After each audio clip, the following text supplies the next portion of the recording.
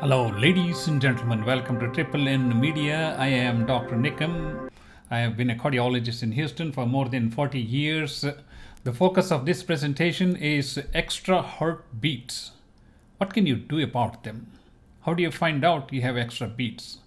Well, obviously, if you're feeling palpitations or fluttering or something that is going not normal in your chest, you know that you could be having extra beats. So let us begin with the focus presentation. As you know, the heart consists of the two upper chambers known as the atria and two lower chambers known as the ventricles. The extra beats arising from the upper chambers is known as the premature atrial contractions or complexes, because these are electrical complexes. Contraction is actually a mechanical squeezing of the heart chamber. The extra beats can arise from any part of the heart, but for our main discussion, we're going to focus upon two major types, namely the premature atrial complexes arising from the upper chambers of the heart, and then the premature ventricular complexes arising from the ventricles, as it is shown here.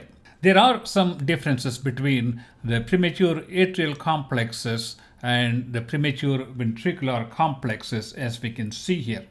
The premature atrial complexes, since they arise from the atria, they also show the atrial activities, which is known as the P wave. Then we have a narrow QRS complex with an upright T wave. Whereas the extra beats arising from the ventricles or the lower chambers of the heart does not have the atrial activity, and because it is going through the thick heart muscle without the benefit of the electrical conduction system, it is wide and bizarre.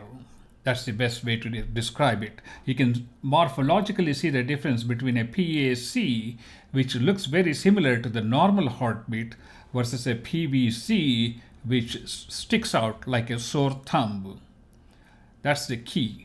The PVCs are more of a concern than PACs, but nonetheless, both of these have similar stimulants and we need to be concerned about them. So let us look at and see what are the things that can precipitate these extra heartbeats.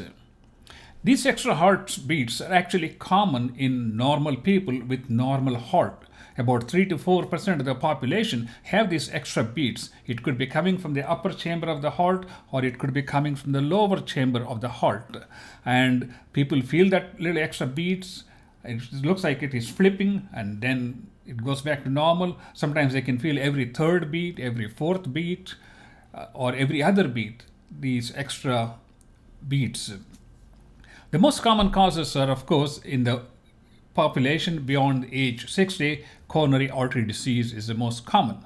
But in the younger population, we need to be concerned about like mitral valve prolapse or cardiomyopathy, or most commonly alcohol, smoking, caffeine, cocaine, drugs.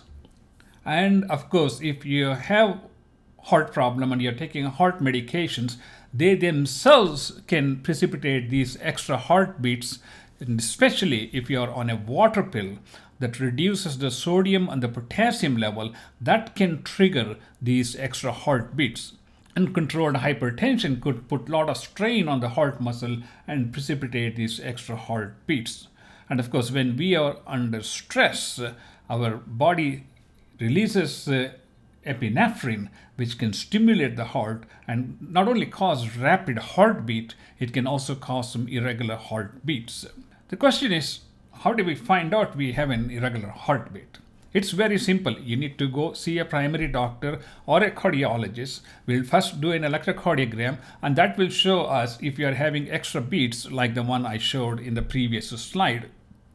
If the electrocardiogram doesn't show, we can put you on like a 24 hours, 48 hours, 7 days, or 3 weeks, or 3 years monitor to monitor every heartbeat that is happening in your heart, normal and abnormal. Then we can estimate the number of extra beats that you're having in a 24-hour period compared with the normal heartbeats. That is known as the extra beat burden. If you're having 10% of the beats as abnormal, that may be pretty significant. If you're having only like 2 to 3%, it may not be significant.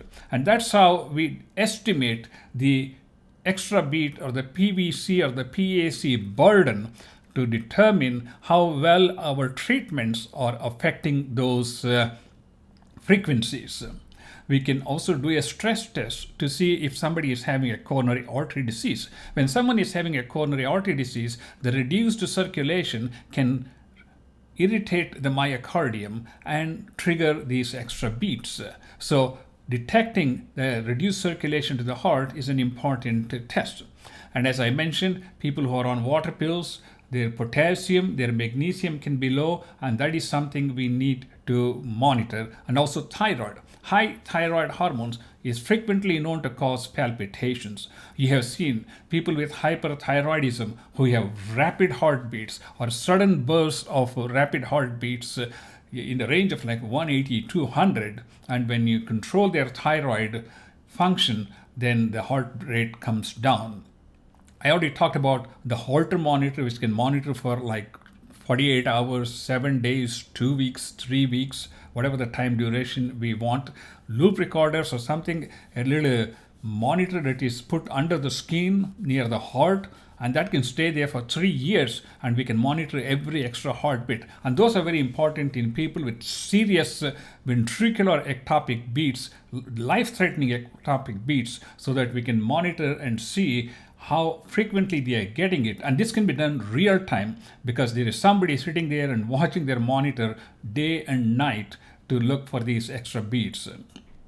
And of course, if we are getting an extra beat from a particular focus in the atrium or the ventricle, we can isolate that area and freeze that section using ablation. So that's one of the ways to do that. And to do that, we do the electrical testing of the heart, looking for and isolating the origin of these premature ventricular beats.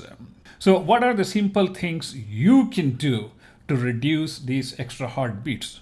You need to reduce your stress level.